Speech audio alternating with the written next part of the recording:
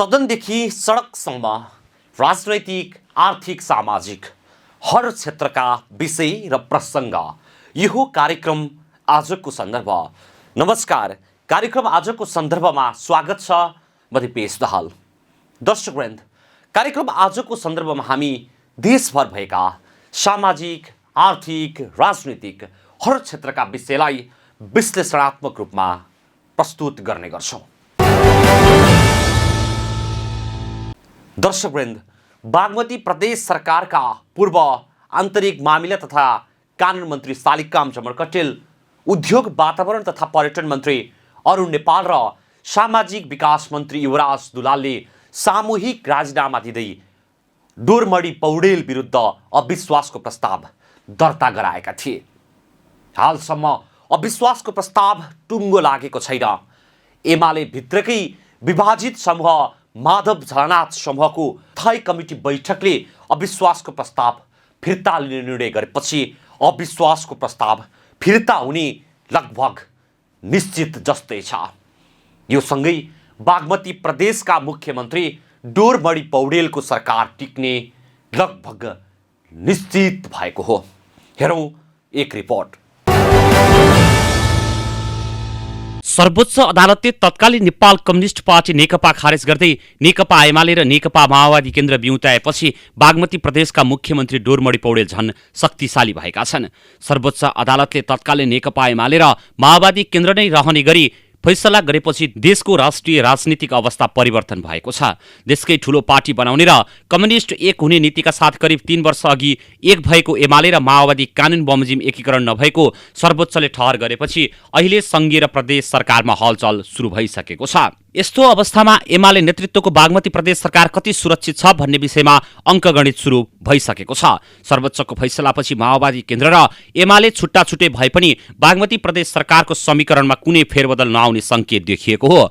बागमती प्रदेशको राजनीतिक अवस्था हेर्दा नेकपा तत्कालीन एमालेको एकल बहुमत छ। एमालेको संसदीय दलको नेतामा अष्टलक्ष्मी साक्यलाई हराएका ओली पक्षका मुख्यमन्त्री डोरमणि पौडेलको पक्षमा साबिक एमालेमा बलियो माहौल छ। बागमती प्रदेशमा एमाले बलियो शक्तिका रूपमा छ। अहिले एमालेको माधव पक्षका सांसदलाई माओवादीका सांसदहरूले साथ दिँदा पनि अर्को सरकार बन्ने देखिँदैन। अहिले एमालेको माधव पक्षका सांसदलाई माओवादी सांसदहरूले साथ दिँदा पनि अर्को सरकार नबन्ने देखिन्छ। एमाले फुटेमा जसको नेतृत्व सरकार बने पनि काङ्ग्रेसको साथ चाहिने देखिन्छ। एमालेको तर्फबाट सभामुख बाहेक 56 सांसद मध्ये ओली पक्षका सांसदहरू 34 जनाको हाराहारीमा छन्। यद्यपि केही सांसदहरू यताउति हुने क्रम जारी छ। एमाले फुटेर प्रचण्ड माधव पक्षका सांसद वा ओली पक्षका सांसदहरूले बागमती प्रदेशमा सत्ता समीकरणको नयाँ कोर्स कोर्न कुनै पनि हालतमा काङ्ग्रेसलाई सहकार्य आवश्यक छ। सत्ता समीकरणमा एमाले, माओवादी र काङ्ग्रेस बाहेक अन्य साना दलको भूमिका गौण देखिन्छ। साबिकको नेकपा एमालेको बागमती प्रदेशमा 57 प्रदेश सभा सदस्य छन्। एमाले बागमती प्रदेशको समानुपातिक तर्फ 16 सिट र प्रत्यक्षतर्फ 42 मत सहित सुविधाको बहुमत पाएको थियो। तर एमालेबाट विजयी भएका एक प्रदेश सभा सदस्यको मृत्यु भएपछि भक्तपुरमा भएको उपनिर्वाचनमा काङ्ग्रेसले 1 सिट बढाएको थियो। बागमती प्रदेशमा नेकपा माओवादी केन्द्रले 15 प्रत्यक्ष र 8 समानुपातिक गरी 23 सिट सहितको दोस्रो ठूलो पार्टीका रूपमा रहेको छ। यस्तै नेपाली काङ्ग्रेस एक उपनिर्वाचन सहित 8 प्रत्यक्ष र 4 समानुपातिक गरी 22 सिट सहित तेस्रो दलका रूपमा देखिन्छ। एमाले र माओवादी मिल्दा 80 सिट रहेको पौडेलको पक्षमा 34 भन्दा कम प्रदेश सभाको सदस्यको समर्थन थियो भने उनको विरुद्धमा आएको अविश्वासको प्रस्तावमा 45 जना सांसदले हस्ताक्षर नै गरेका थिए। तर एमाले मात्रै हुँदा पौडेलको पक्षमा 34 सांसदको समर्थन कायम छ भने साक्यलाई समर्थन गर्ने माओवादीका 23 सांसद घटेका छन्। नेकपा एकै भएको अवस्थामा आन्तरिक विभाजन भएको दाहाल नेपाल पक्षका 45 जना सांसदले 10 पुसमा मुख्यमन्त्री पौडेल विरुद्ध अविश्वासको प्रस्ताव दर्ता गराएका थिए। तत्कालीन नेकपाका 2 समूह विभाजित भएपछि आफ्नै पार्टीका सांसदले प्रदेशसभा सचिवालयमा मुख्यमन्त्री पौडेल विरुद्ध अविश्वासको प्रस्ताव दर्ता गराएका थिए। प्रदेश सरकार पूर्व आन्तरिक मामिला तथा कानुन मन्त्री शालिग्राम जमर-कटेल, उद्योग, वातावरण तथा पर्यटन मन्त्री अरुण नेपाल र सामाजिक विकास मन्त्री युवराज दुलालले सामूहिक राजीनामा दिँदै पौडेल विरुद्ध अविश्वासको प्रस्ताव दर्ता गराएका हुन्। हालसम्म अविश्वासको प्रस्तावको टुङ्गो लागेको छैन। प्रदेश सभामा अविश्वासको प्रस्ताव दर्ता र पेश गरिए पनि प्रक्रिया अघि नबढाएकै अवस्थामा दल छुट्टिएपछि प्रदेश सरकार टिक्ला वा नटिक्ला भन्ने बारे बहस भइरहेको हो।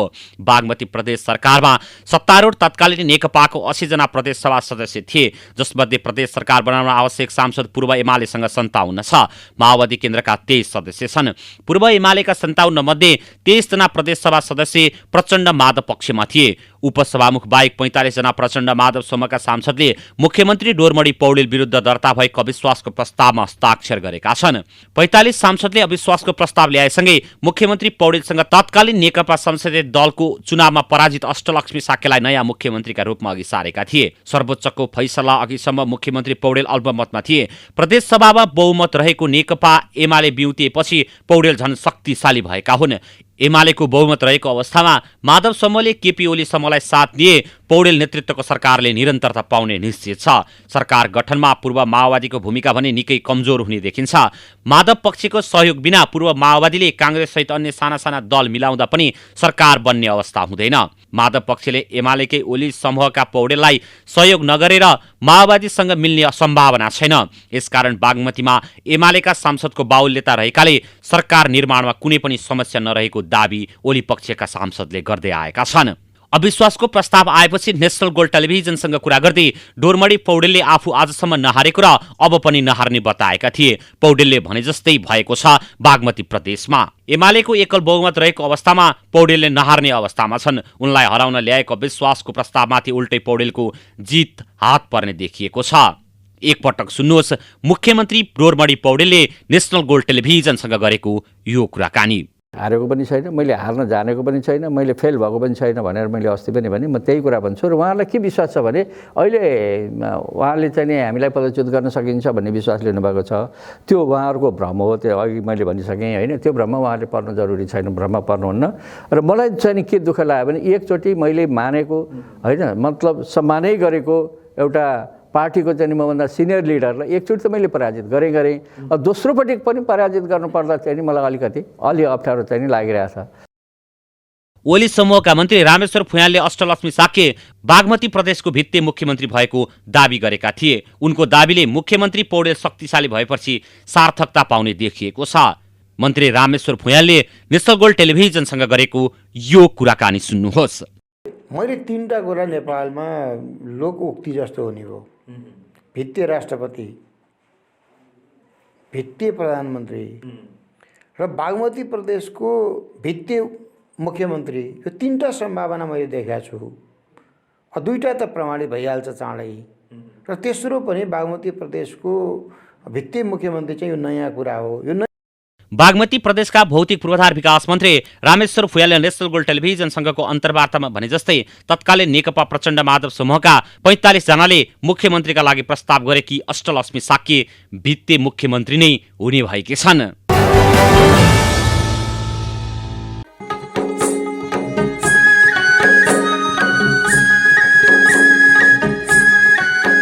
देशको अर्थतन्त्रको मेरुदण्डको रूपमा रहेको कृषि विकासको अपरिहार्यतालाई अङ्गीकार गर्दै कृषिको उन्नत प्रविधिको प्रचार प्रसार मार्फत कृषिको उत्पादन र उत्पादकत्वमा वृद्धि गरी कृषकको जीवनस्तर उठाउने उद्देश्यले कृषि ज्ञान केन्द्र चितवनको स्थापना भएको हो।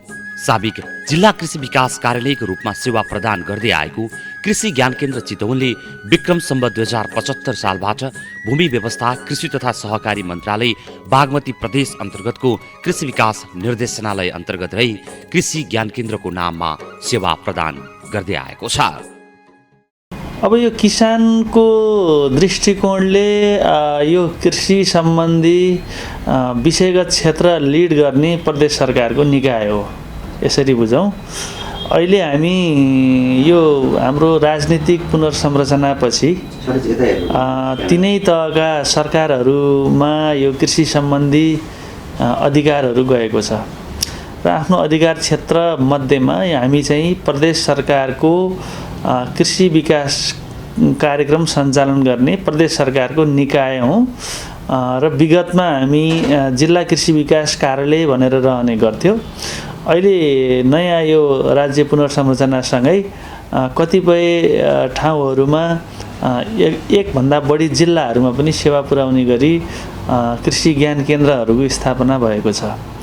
यहाँलाई भनौँ कृषि ज्ञान केन्द्र चितवनले चितवन जिल्ला र मकवानपुर जिल्लामा सेवा पुर्याउने काम गर्दछ र प्रदेश सरकारको कृषि सम्बन्धी निकाय आधिकारिक निकाय जसले जिल्लामा कृषि विकास कार्यक्रम सञ्चालन गर्नको लागि आफैले सञ्चालन गर्ने वा कार्यक्रम कार्यान्वयनमा अन्य तहका सरकारहरूलाई कार्यान्वयनमा समन्वय र सहजीकरण गर्ने काम गर्छ।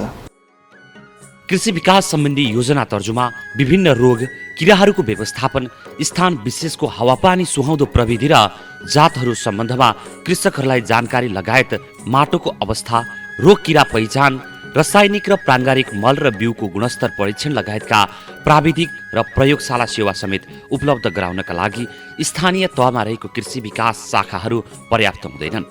त्यस्ता शाखाहरूलाई आवश्यक प्राविधिक पृष्ठपोषण उपलब्ध गराउनुका साथै अन्तर स्थानीय निकायहरू समेतलाई समेट्ने गरी बजार संरचनाहरू निर्माण परियोजनाहरू सञ्चालनका लागि कृषि ज्ञान केन्द्रको भूमिका महत्त्वपूर्ण रहेको छ। कृषि ज्ञान केन्द्र कृषि सम्बन्धी विषयगत क्षेत्र नेतृत्व गर्ने प्रदेश सरकारको निकाय हो। प्रदेश सरकारले सञ्चालन गरेका कृषि कार्यक्रमहरूमा अन्य तहका सरकारलाई सहजीकरण र समन्वय गर्ने उद्देश्यले कृषि ज्ञान केन्द्र चितवनको स्थापना भएको हो। यो चाहिँ संविधानले नै दिएको अधिकार अनुसार कुरा गऱ्यौँ भने पनि प्राथमिक तहको कृषि प्रसारका कार्यक्रमहरू भनेको सञ्चालन गर्ने स्थानीय तहले हो। स्थानीय तहमा कृषि क्षेत्रका काम गर्ने प्राविधिक जर्नलिस्ट एक्सटेन्सन का कार्यकर्ताहरू हुन्छन् जसको क्षमता विकास गर्नु चाहिँ यो कार्यालयको पूर्व शर्त हो। प्राथमिक तहको कृषि क्षेत्रमा तालिम सञ्चालन गर्ने र कृषि क्षेत्रमा काम गर्ने जो कोही व्यक्तिलाई क्षमता विकासका लागि तालिम सञ्चालन गर्ने, न्यूनतम प्रयोगशाला सेवा स्थापना र स्रोत विकास तालिमको कार्यक्रम सञ्चालन गर्ने गरेको छ कृषि ज्ञान केन्द्र चितवनले। प्रदेश सरकारले कृषि विकास कार्यक्रम गर्ने र केन्द्र सरकारले उपलब्ध गराएको सशर्त अनुदान कार्यक्रम सञ्चालन गर्ने, प्राविधिक सेवा अन्तर्गत विशिष्टकृत विज्ञहरूसँगको बाली नालीहरूको परामर्श सेवा दिने, कृषि क्षेत्रमा जोडिएका बिउ, मल, विषादी आदिको नियामक निकायको रूपमा कृषि ज्ञान केन्द्र चितवनले काम गर्दछ। कृषि ज्ञान केन्द्रमा विषयगत शाखाहरू रहन्छन् जसमा सब्जेक्ट म्याटर स्पेसलिस्ट भन्छ, विषय विशेषज्ञहरूको शाखाले सम्बन्धित आफ्नो कमान्ड क्षेत्रभित्रका काम गर्ने कृषि प्राविधिकहरूको क्षमता विकासमा हामीले सेवा टेवा पुर्याउने हो। दोस्रो हाम्रो भूमिका भनेको उहाँहरूको क्षमता विकासको लागि आवश्यक पर्ने तालिम कार्यक्रम, प्रदर्शन कार्यक्रमहरू सञ्चालन गर्ने र एउटा न्यूनतम प्रयोगशाला सेवा स्थापना तथा स्रोत केन्द्र विकासको कार्यक्रमहरू गर्छौँ।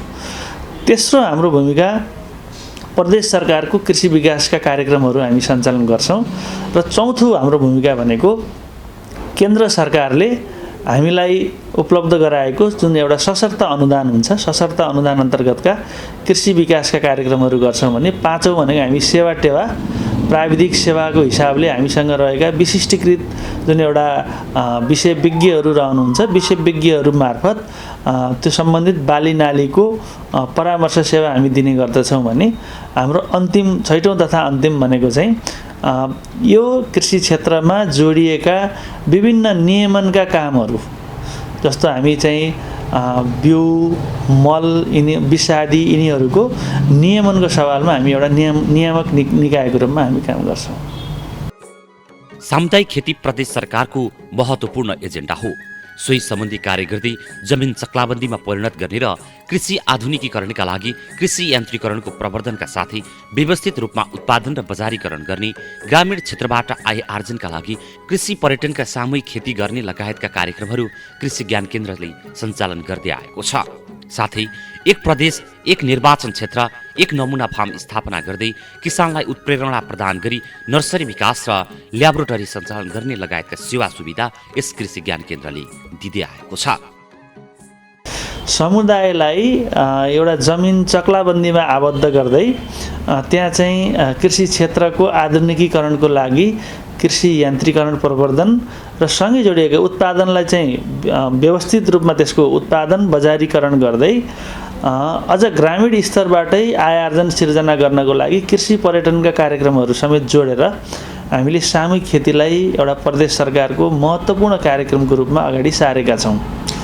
दोस्रो हामीले एक प्रदेश निर्वाचन क्षेत्र एक नमुना फार्म भनेर यो चाहिँ एउटा फार्मले एउटा नमुना फार्म स्थापना गर्दै त्यो नमुना फार्मले यो त्यसको पेरिफेरीमा सराउन्डिङमा रहने किसानहरूलाई एउटा प्रेरणाको स्रोत त्यो सम्बन्धी खेती गर्नको लागि र आफैमा एउटा स्रोत केन्द्रको रूपमा विकास गर्ने गरी र ती स्रोत केन्द्रहरूले एउटा सामाजिक उत्तरदायित्व समेत वहन गर्दै प्रदेश सरकारको जुन कृषिको उत्पादकत्व वृद्धि गर्ने एउटा लक्ष्य छ त्यसलाई सघाउने गरी हामीले नमुना फार्म विकासका कार्यक्रमहरू गरेका छौँ। तेस्रो हाम्रो महत्त्वपूर्ण कार्यक्रम भनेको यहाँको चाहिँ स्थानीय स्रोत केन्द्र विकासको लागि नर्सरी विकासका कार्यक्रमहरू अनि त्यसपछि विभिन्न किसिमका ल्याबोरेटरी सर्भिसका कुराहरू हामीले सञ्चालन गरेका छौँ। यसका अलावा हामी चाहिँ यो विभिन्न बाली वस्तु राष्ट्रिय तथा स्थानीय महत्त्वका बालीहरूमा बृहत उत्पादनका कामहरू पकेट ब्लकका कार्यक्रमहरू हामी सञ्चालन गर्ने गर्दछौँ। मैले अगाडि भनिसकेँ यी बाहेक हाम्रा प्राविधिक परामर्श सेवा टेवा र नियमनका कार्यक्रमहरू नियमित रूपमा चल्छन्। कृषि ज्ञान केन्द्र चितवनले विभिन्न बालीका परामर्श सेवा, बिउ बिजन तालिम तथा प्रमाणपत्र वितरण, अनुगमन, बिउ बिजन नवीकरण, प्रधानमन्त्री कृषि आधुनिकीकरण परियोजना अन्तर्गत कमान्ड क्षेत्रभित्रका प्राविधिक सेवा टेवा पुर्याउने, कृषि सम्बन्धी अनुदान कार्यक्रमका बारेमा जानकारी गराउने, सुपर जोन, जोन, ब्लक र पकेट क्षेत्र सञ्चालन समिति दर्ता गर्ने आदि जस्ता सेवा सुविधा कृषि ज्ञान केन्द्रले पुर्याउँदै आएको छ। हामीले किसानले के सेवा पाउनुहुन्छ, के प्रक्रिया गर्दा पाउनुहुन्छ भन्ने सवालमा हामीले नागरिक बडापत्र पनि जारी गरेका छौँ र हाम्रो आधिकारिक वेबसाइटमा पनि त्यो किसानले पाउने सेवाको विषयमा यहाँहरूले सूची हेर्न देख्न सकिन्छ। र अधिकांश कृषि विकासका कार्यक्रमहरूमा हामीले चाहिँ अझ भनौँ प्रदेश सरकारको सोच चाहिँ किसानहरूको बिचमा प्रतिस्पर्धा गराएर होइन कि सामान्य निवेदनको भरमा हाम्रो उपलब्ध साधन स्रोतलाई यो चाहिँ लेखाइमा भन्दा पनि स्थलगत रूपमा स्थलगत प्रमाणीकरणलाई चाहिँ मूल त्यसको हाम्रो चाहिँ महत्त्वपूर्ण टुल्स मानेर त्यहाँबाट चाहिँ सेवा प्रवाह गर्नको लागि हामी त्यसरी नै तल्लिन्छौँ। निर्यातमुखी कृषि उत्पादन प्रणालीलाई विविधीकरण र व्यवसायीकरण गरी प्रतिस्पर्धात्मक एवं मर्यादित कृषि प्रणालीमा रूपान्तरण गरी कृषि विकासका माध्यमबाट कृषकहरूको जीवन सुधार ल्याउने उद्देश्यले स्थापना भएको कृषि ज्ञान केन्द्रले मकवानपुर र चितवन कार्यक्षेत्र बनाएर काम गर्दै आएको छ। हाम्रो कार्यक्षेत्र चितवन र मकवानपुर जिल्ला हो। हामी दुईवटा जिल्लामा मात्रै हेर्छौँ। तर यति भनिकन विगतमा हाम्रो एउटा ठुलो संरचना प्रत्येक जिल्लामा करिब 44-45 जना हामी चाहिँ स्टाफहरू रहन्थ्यौँ र दुईटा अलग अलग जिल्लामा त्यो अनुसारको हाम्रो जनशक्ति पनि थियो। अहिले हामी जनशक्तिमा पनि खुम्चिएका छौँ र हाम्रो सेवा प्रवाह गर्ने क्षेत्र पनि बढेको छ। यस अर्थमा हामीले स्पष्ट रूपमा हामीलाई एउटा पाएको म्यान्डेट र हामीले बुझ्नुपर्ने विषय पनि हामीले जुन स्थानीय तहमा कार्यरत कृषि प्राविधिकहरू छन् उहाँहरूकै सहयोगमा समग्र कृषि विकासको कार्यक्रमहरू सञ्चालन गर्नुपर्छ भन्ने हाम्रो बुझाइ छ। र हामीले यहाँ चाहिँ सेवा प्रवाह गर्दा मैले अघि पनि भने हामी विशिष्टीकृत हाम्रो चाहिँ सब्जेक्ट म्याटर स्पेसलिस्ट भन्छ विशेषज्ञहरू रहनुहुन्छ। उहाँहरूको विशेषज्ञता चाहिँ ती स्थानीय तहमा कार्यरत कृषि प्राविधिक मार्फत हामी किसानहरूमा ट्रान्सलेट गर्छौँ। कृषि उत्पादन तथा उत्पादकत्वमा परिणात्मक एवं गुणात्मक वृद्धि गरी जिल्लामा खाद्य पोषण सुरक्षा सुनिश्चित गर्ने, निकास योग्य उच्च मूल्यवान बाली वस्तुको आयात प्रतिस्थापन र निर्यात प्रतिस्थापन तथा निर्यात प्रवर्धन गर्ने, व्यवस्थित र व्यावसायिक कृषि प्रणालीको विकास गर्ने, दिगो कृषि विकास र वातावरण संरक्षण बीच सन्तुलन कायम राख्दै प्राकृतिक स्रोत साधनको प्रवर्धन, संरक्षण तथा सदुपयोग गर्ने लगायतका अन्य भावी योजनाका साथ कृषि ज्ञान केन्द्र चितवन अगाडि बढेको छ। पहिलो हाम्रो लक्ष्य भनेको प्रमुख खाद्यान्न बालीमा आत्मनिर्भरता कायम गर्ने हो। यसको लागि हामीले उत्पादन वृद्धि गर्नको लागि हामीले उन्नत जातको बिउ, मल, नस्ल यिनीहरूको प्रयोग मार्फत उत्पादनलाई बढावा दिने। दोस्रो हाम्रो किसान यो कृषि क्षेत्रबाट किसानहरूलाई अधिकतम नाफा सिर्जना गर्नको लागि यसको लागत न्यूनीकरणको लागि कृषि क्षेत्रमा यान्त्रिकरण प्रवर्धन गर्ने। तेस्रो भनेको यो कृषि क्षेत्र नै यो ग्रामीण अर्थतन्त्रको मेरुदण्ड भएको कारणले गर्दाखेरि यसै क्षेत्रबाट बढीभन्दा बढी रोजगारी सिर्जना गर्दै आम जनताको आय स्तरमा वृद्धि गर्ने एउटा जुन लक्ष्य छ त्यही लक्ष्यलाई हासिल गर्नको लागि हाम्रा विभिन्न क्षेत्रगत नीतिले निर्देशित गरे अनुसारका हाम्रा योजनाहरू अगाडि सार्छौँ। यो कृषि क्षेत्र संसारमै अलिकति उपेक्षित क्षेत्र पनि छ, तर सबैभन्दा बढी सम्भावना भएको र खास गरी ग्रामीण अर्थतन्त्रको मुख्य मेरुदण्डको रूपमा रहेको छ। म यो कृषि क्षेत्रमा यो प्रविधिको अधिकतम प्रयोग गर्दै यस क्षेत्रबाट अधिकतम लाभ लिनको लागि आम किसानहरूमा अनुरोध गर्दछु। त्यसको लागि कार्यालयले यहाँहरूलाई प्रविधि हस्तान्तरणमा गर्नुपर्ने सेवाको सन्दर्भमा हामी एउटा हाम्रो र यहाँहरूको एउटा अपरिहार्य सम्बन्ध स्थापना गर्नु जरुरी छ। कार्यालयको सेवाहरूमा चाहिँ चासो देखाइदिनु हुन मेरो विनम्र अनुरोध छ र त्यससँगै यो कृषि क्षेत्रमा पर्याप्त मात्रामा लगानी वृद्धि गर्दै यसबाट अधिकतम लाभ लिनको लागि चाहिँ आम किसानहरूले जस्तो कि यो कृषि ज्ञान केन्द्रलाई नै एउटा चाहिँ महत्त्वपूर्ण प्रस्थान बिन्दु मानेर विभिन्न किसिमका सेवाहरू लिन चाहिँ म विशेष अनुरोध गर्दछु। स्थानीय समस्यामा आधारित परीक्षण गर्ने प्रयोगशाला सेवाहरू, प्राविधिक र कृषकको क्षमता विकास, स्थानीय कृषि निकायलाई प्राविधिक पृष्ठपोषण, बिउ बिजन तथा उन्नत नस्लको स्रोत केन्द्र विकास, कृषि इन्टर्न, कृषि पर्यटन, कृषि तथ्याङ्क सङ्कलन, कृषि व्यवसाय विकास सहयोग, किसान कल सेन्टर सञ्चालन लगायत सङ्घ र स्थानीय तहबिजको सेतुको काम गर्ने जिम्मेवारी यस चितवन कृषि ज्ञान केन्द्रको रहेको छ। बागमती प्रदेश सरकारले चालु आर्थिक वर्ष 77-78 को लागि पशुपन्छी विकास कार्यक्रम कार्यान्वयन सुरु गरेको छ। निर्देशनालयले पशुमैत्री पार्क निर्माणदेखि फिस पार्क निर्माण गर्दैछ।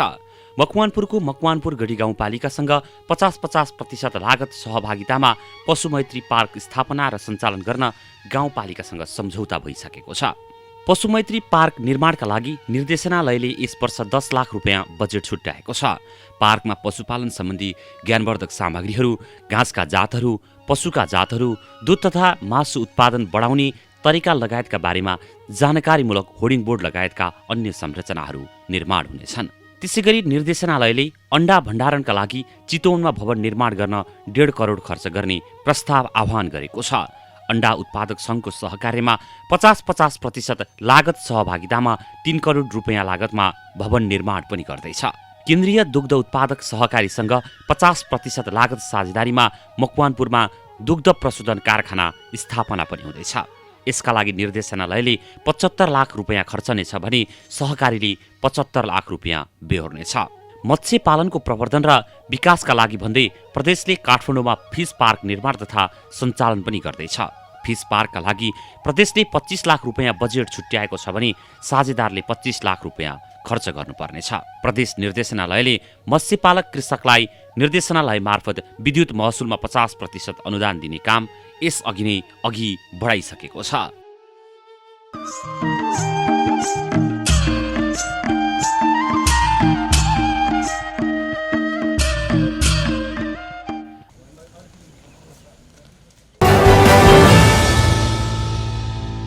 अवस्था कार्यक्रम आजको सन्दर्भ आजलाई यति नै।